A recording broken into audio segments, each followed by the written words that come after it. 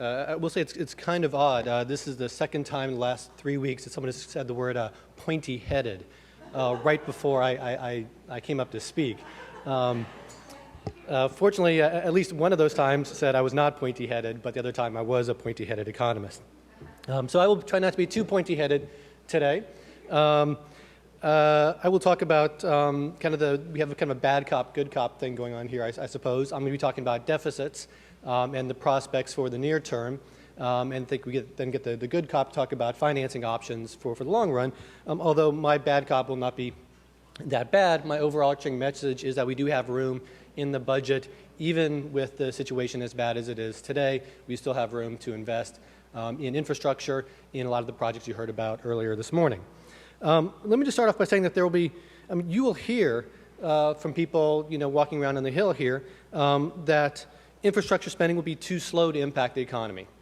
We can't look at infrastructure as part of the recovery package because it takes too long to get the contracts, to build the roads and bridges, to get the projects going, and that this is fine and good, but it's not something that's part of an economic recovery.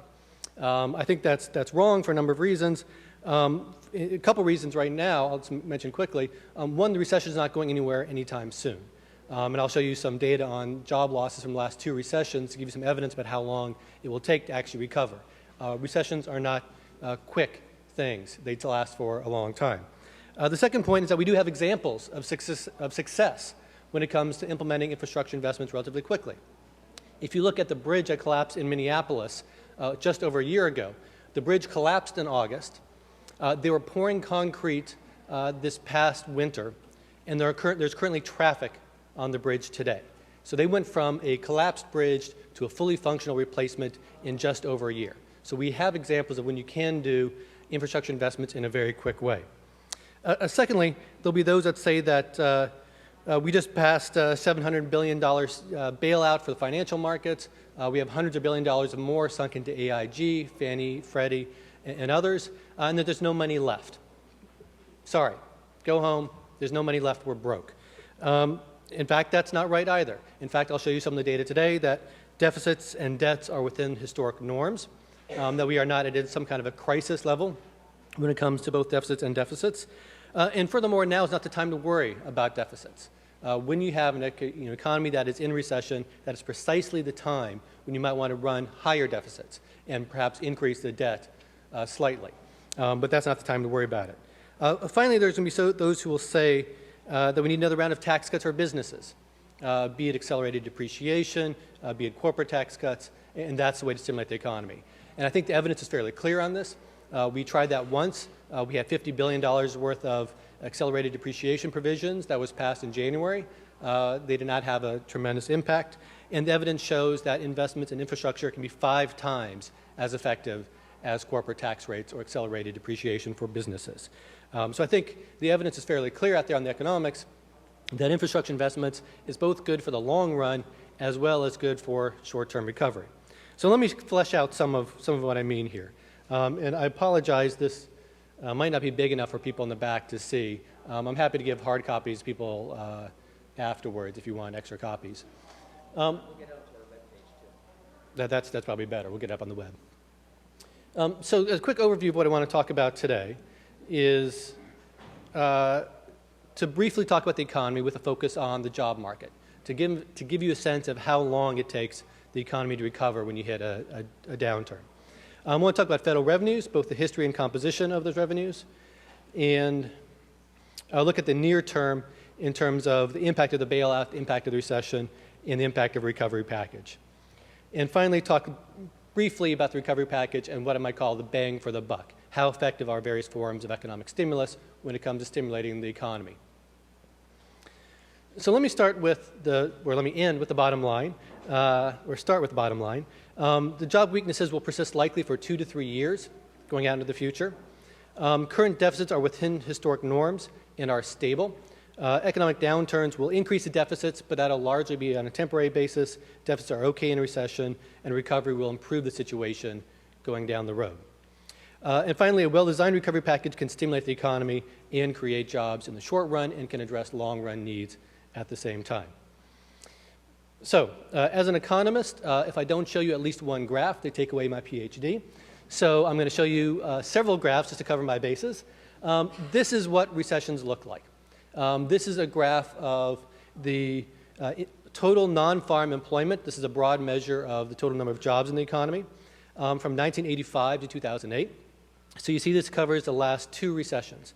You see, generally speaking, employment is growing over time, but you see here very clearly two periods of recession. You see a period in the early 90s and a period in the early 2000s where you saw a dip in employment. The dip in employment was a little bit more severe in this most recent recession, but it was not trivial in the 1990s recession. I don't know if you can read this table down here, so let me pick out a couple numbers for you. I want to look at the duration. How long does it take for employment to both hit bottom, and then how long does it take to recover? If you look at the past two recessions, in the early 1990s, it took 11 months to go from the peak to the bottom, and it took 32 months to recover to the pre-recession levels. Now, this does not include any additional growth due to population. This is simply how long it took to get back to where you were when the recession started. It took 32 months. When you look at the 2000s recession, it took 48 months to fully recover. So that's 4 years. So we're talking about potentially having a 4-year recession when it comes to, or 4-year downturn and recovery period when it comes to total employment. That's actually the good news. When you look at private employment, so factor only private jobs, the situation is worse. In 1990s, it took 38 months to recover, and in the 2000 recession, it took 54 months. So it's about 4.5 years to fully recover from the downturn when we entered into recession. So when you look at what we might want to do to stimulate the economy, it's great to have things get out the door right away, and we should try to do that. But if things come a year later, a year and a half later, it's not like we will be fully recovered by then. We will still be in a jobs deficit situation. The situation is perhaps even more dire when it comes to construction employment. And we all know the current problems to the housing market and construction.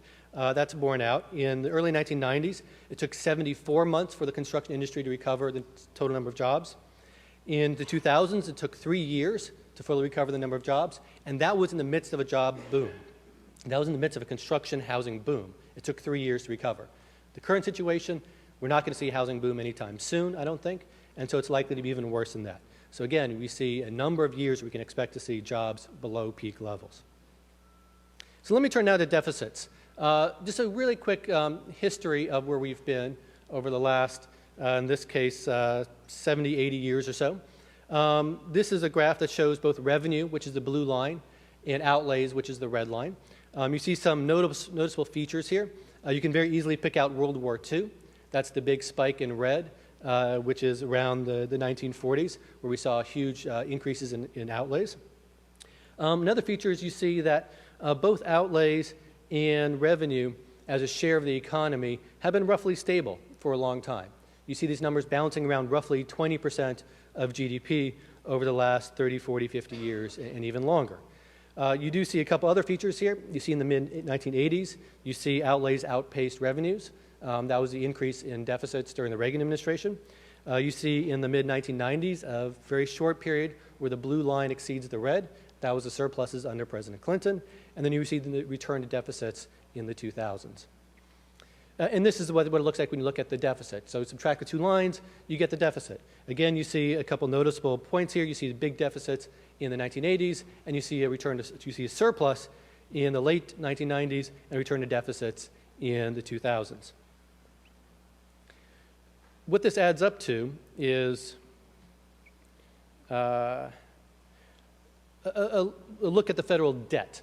This is slightly confusing to people who haven't thought about it before. The deficit, a good way to think about this, the deficit is how much money you add to your credit card every month or every year. The debt is a total bill on your credit card.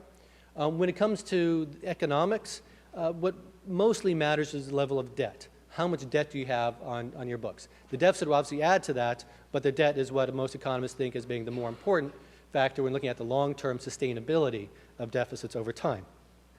Again, you see a couple noticeable features here. Very clearly, you see World War II. You see a big run-up in the deficit in the 40s going into the 50s, or sorry, run-up in the debt going between the 40s and 50s. But you saw that decline as a share of the economy over time. You see the run-up in the 1980s, and then you see the decline since the late 1990s. The bottom line here is that you see that the debt is about 40% of GDP, which is within historic norms. A quick question?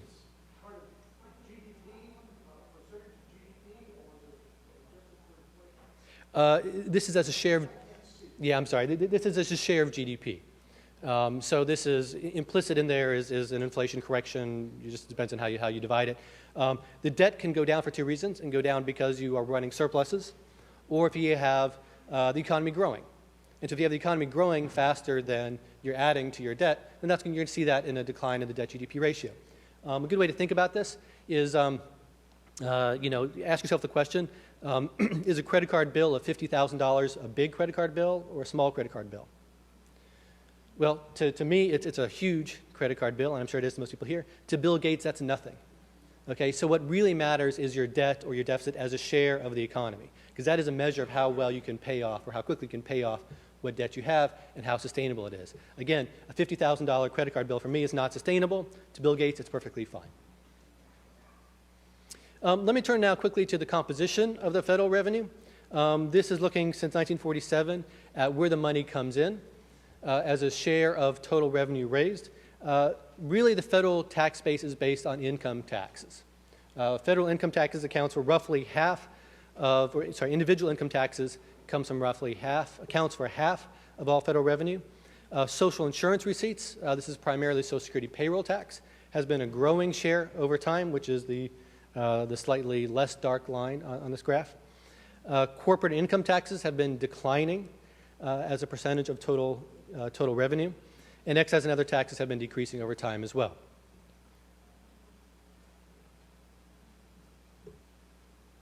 Okay, so what is the near-term outlook? So that's some historical context. Bottom line here is you've seen revenues at about 20% of GDP, outlays at slightly above 20% of GDP, so we've been running deficits for a number of years.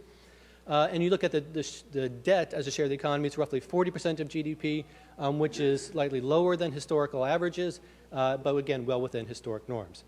In terms of the near-term outlook, let's look at what CBO has in terms of a baseline deficit. For 2009, we're looking at a deficit of about $438 billion, which is about 3% of GDP. So if you remember the GDP graph, that's again within historic norms. And already included in that estimate is some economic deterioration. I think that's important to note. That already included in what CBO estimates in terms of this $438 billion deficit, it already assumes some slowing of the economy. Now, my guess is that they're going to revise this even lower, but you see there's already some built-in deterioration. Which means that if you look at what's called the cyclical component of GDP, cyclical component of the deficit, there's the overall deficit. Some of that is due simply to a weak economy. How much? Well, the CBO estimates how much. It looks like it's about $185 billion of the deficit is due to simply a weakening economy. So as the economy recovers, we can expect that to automatically reverse itself. So there's a cyclically adjusted deficit of $254 billion, which is about 1.7% of GDP. Again, very sustainable levels. In terms of the national debt, as I said, we're about 40% of GDP. It looks like we're going to be still at around 40% of GDP next year. However, big caveat, when you look at the bailouts, both the $700 billion for financial markets, as well as for Fannie Mae, Freddie Mac, AIG, and others, there will likely be an increase in the national debt. Now, this is not necessarily something to worry about too much because it comes along with some purchased assets. And as we sell off those assets, as we sell off the stock in investment banks, or what used to be investment banks, as we sell off that stock, we will then have additional revenue which can then be used to pay down the national debt. So the increase in the debt we will see as a result of the bailouts is purely a temporary phenomenon. My guess is that the bailouts will not pay for themselves, but the full cost of those will not be the $700 billion headline number you hear about all the time. In terms of enacting likely legislation for next year, the temporary asset rescue program will cost much less than $700 billion for the reason I just mentioned. We're purchasing assets with that money. I guess the TARP program is now misnamed because they are no longer going to use it to purchase troubled assets. They're going to use it for other purposes, so I guess we need to think of a different name for it at this point. On the energy side, there's a $1 billion for 2009 passed as part of the package, and we saw a bunch of tax changes that's going to add about $100 billion to the deficit in 2009 as well. Plus, we have the potential for a recovery package. And as you just heard, it looks like the prospects for that over the next month or two seem to be dim, but I think probably pretty rosy early next year. The size of the package is anyone's guess. My guess is between 150 and 300 billion or even larger. 2 months ago, this seemed to be on the upper end of what people are talking about. Today, this seems to be on the bottom end of what people are talking about in terms of the size of a rescue package. So what does this all add up to? It looks like for next year, we will likely see a deficit of approximately, I'd guess in the range of $700 billion, which is about 5% of GDP for next year, which again is at the higher end of historic deficits, but this is precisely the time when we don't want to worry about deficits. This is the time when we need a rescue package, we need infrastructure investments, and we need other investments to ensure that the economy gets back on track. So what does the recovery package look like? The three components that everyone is talking about, I think, is some measure of aid to states on the order of 50 to 75 billion. Some infrastructure investment could be $75 billion or more to rebuild schools, to build roads and bridges and fix roads and bridges, and to fix our aging water systems, sewer systems, et cetera. We might see some expanded supports, be it unemployment benefits, food stamps, or other areas. As you can see from here, these numbers don't add up to the full 300 billion. So I think as Congress considers different options, they're going to really have to think hard about what goes into a broad recovery package. In terms of the bang for the buck, I mentioned this earlier, that spending on infrastructure spending is fairly effective at stimulating the economy. I'm afraid probably most people can't read this graph, but let me go through it in a little bit of detail. This is a measure of how effective each dollar is when spent on stimulus in stimulating GDP. At the bottom of the list, you have accelerated depreciation for businesses, which would yield about 27 cents on the dollar in terms of an economic stimulus. Corporate tax cuts are a couple bars up at 30 cents on the dollar in terms of economic stimulus.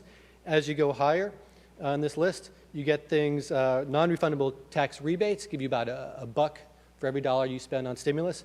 At the top of this list, the top three are food stamps, extending unemployment benefits, and infrastructure spending. Infrastructure spending yields you about $1.59 for every dollar spent on stimulus. The way this works is when you spend a dollar for infrastructure, when you spend a dollar on food stamps, et cetera, this reverberates throughout the economy. You heard a little bit about how the manufacturing process works. That is an example of if you spend a dollar to help fix a bridge, what that yields is both immediate income gains to people who are working on that project, but it also means additional business for suppliers, everything from asphalt to steel to the energy and electricity used to build those materials. And so you see that that can have a very big impact when it comes to an impact on the macroeconomy. And as I said before, spending on infrastructure is about 5 times as effective as corporate tax cuts or accelerated depreciation for business. Incidentally, making the Bush income tax permanent is the bar, the second from the bottom, which would yield about 30 cents on the dollar. It's not a very effective stimulus. So let me wind up there. So in conclusion, I think we know that continuing weakness in labor markets will be likely to persist for another 2 to 3 years, I think at a minimum. Total private construction employment may take as much as 4 years to fully recover. So we're in this for a long time. Current deficit and debt levels are within historic norms, and temporary increases to deficits and debt are okay in a recession. Again, this is not the time to put deficits at the top of your list. Long-term policy change may be needed to reduce debt down the road, but the current fiscal situation should not be seen as a critical barrier to expanding investments in the economy. And so I think when it comes to looking at some of the longer-term financing options, I think that is our next presenter. And I assume that we're going to do both presentations and then take questions. Okay, sounds good. Okay, thank you.